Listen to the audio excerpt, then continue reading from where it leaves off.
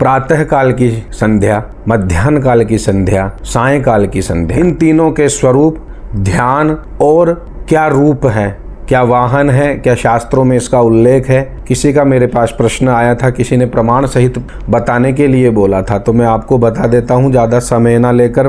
देखिए, प्रातः काल में ब्रह्म रूपा गायत्री माता का ध्यान साधक को करना चाहिए। बालाम विद्याम तो गायत्रीम लोहिताम चतुराननाम रक्तांबरद्वयोपेताम अक्षय सूत्र कराम तथा कमंडलुद्धराम देवीं हंसवाहन संस्थिताम ब्रह्माणीं ब्रह्मदैवत्याम ब्रह्मलोक निवासिनीं मंत्रेणावाहयेत् देवी मायंतीम सूर्यमंडलात्। भगवती गायत्री का मुख्य मंत्र के द्वारा सूर्य मंडल से आते हुए इस प्रकार ध्यान करना चाहिए कि उनकी किशोरावस्था है और वे ज्ञान स्वरूपिणी है, वे रक्तवर्णा है एवं चतुर्मुखी है।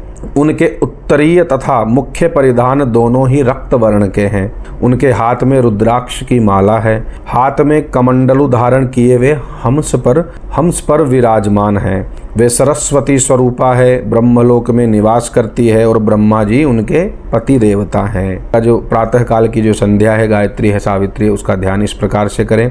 अब आता है मध्याह्न काल। मध्याह्न काल के समय में मध्याह्ने विष्णु रूपाम च तार्क्षस्थाम पीतवाससाम युवतीम च यजुर्वेदाम सूर्यमंडल संस्थिताम। सूर्यमंडल में स्थित युवा अवस्था वाली, पीला वस्त्र, शंख, चक्र, गदा तथा पद्म धारण करके गरुड़ पर बैठी हुई यजुर्वेदा स्वरूपा गायत्री का ध्यान करना चाहिए, यानी विष्णु रूपा का मध्याह्न काल में ध्यान करना चाहिए। सायंकाल में क्या है प्रमाण, आप ध्यान से श्रवण करें। शिव रूपाम च वृद्धाम वृषभ वाहिनीम सूर्यमंडल मध्यस्थाम सामवेद समायुताम। सूर्यमंडल में स्थित वृद्ध रूपा त्रिशूल, डमरू, पाश तथा पात्र लिए वृषभ पर बैठी हुई सामवेदा स्वरूपा गायत्री का ध्यान करना चाहिए। शिव रूपा गायत्री सावित्री का आपको ध्यान करना चाहिए। तो ये प्रमाण मैंने आपको प्रस्तुत किया है सश्लोक, जो संध्या विधि में भी है, नित्य कर्म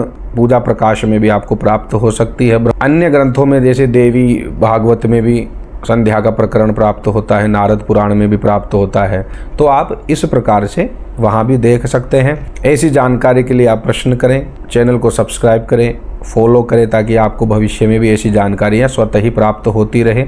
आप मुझे प्रश्न, कमेंट और संदेश के माध्यम से भी कर सकते हैं। मैं अपने संपर्क सूत्र है वो कभी सार्वजनिक नहीं करता हूँ। वर्तमान में तो यही मेरा विचार है, आगे की आगे देखेंगे क्या होता है, क्योंकि पूजा पाठ यजमानों के लिए अनुष्ठान करना, स्वयं के लिए अनुष्ठान करना, उसमें फिर मुझे थोड़ी बाधा होती है। यदि मैं फ़ोन ही उठाते रहूँगा तो फिर मुझे समस्या रहेगी, इसलिए ये मेरी व्यवस्था है, इसमें आप लोग बुरा ना माने। हर हर महादेव, नारायण नारायण, नमः चंडिकाय।